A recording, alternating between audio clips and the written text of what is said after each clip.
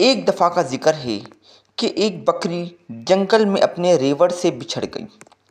شام ہو رہی تھی اور رفتہ رفتہ رات کی سیاہی پھیل رہی تھی، اس لیے اس نے رات جنگل میں ہی گزارنے کا فیصلہ کیا۔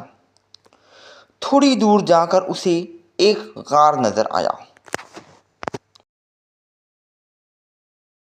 جو ایک پہاڑی کے پاس تھی۔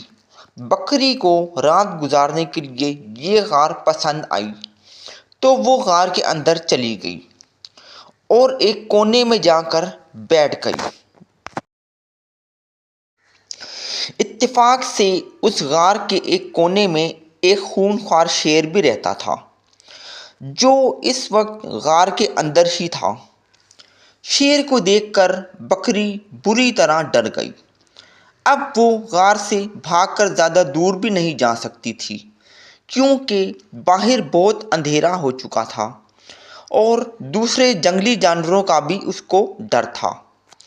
پھر اچانک ہی بکری کے دماغ میں ایک ترکیب آئی۔ اس نے اپنی گردن اکڑائی اور شیر کی آنکھوں میں آنکھیں ڈال کر اسے گھورنے لگی۔ شیر نے یہ سب دیکھا تو اسے اپنی آنکھوں پر یقین نہ آیا۔ آج تک کسی جانور کو غار میں آنے کی ہمت نہ ہوئی تھی۔ شیر نے گرج کر کہا، تم کون ہو اور میرے غار میں کیوں آئی ہو؟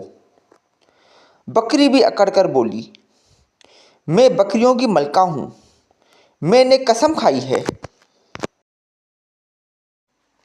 کہ 100 چیتے، 50 ہاتھی اور 25 زندہ شیر چباؤں گی۔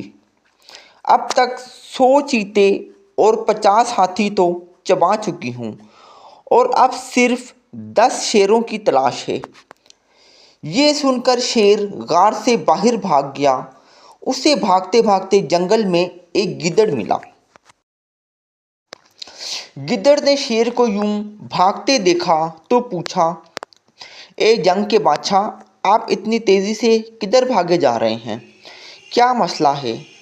شیر نے ساری بات گدڑ کو بتائی۔ گدڑ شیر کی بات سن کر بہت ہنسا اور بولا، ارے بادشاہ سلامت، اس بکری نے ضرور آپ سے مذاق کیا ہوگا۔ بھلا ایک بکری ایسا کیسے کر سکتی ہے؟ اس نے تو اپنی جان بچانے کے لیے یہ سب آپ کو بتایا ہے۔ آئیں واپس غار میں چلتے ہیں، آج تو بیٹھے بٹھائے اتنی بڑی دعوت ملی ہے ہمیں۔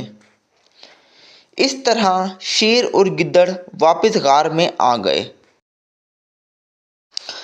جب بکری نے دونوں کو آتے دیکھا تو پہلے تو وہ تھوڑی گھبرائی، لیکن پھر ہمت کر کے بولی، اے نامعقول غلام، ہم نے تجھ سے 10 شیر لانے کو کہا تھا اور تم ایک ہی لے کر واپس آ گئے ہو۔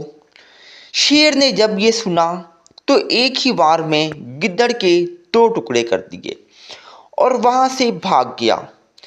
اس طرح بکری نے اپنی عقل مندی سے اپنی جان بچا لی۔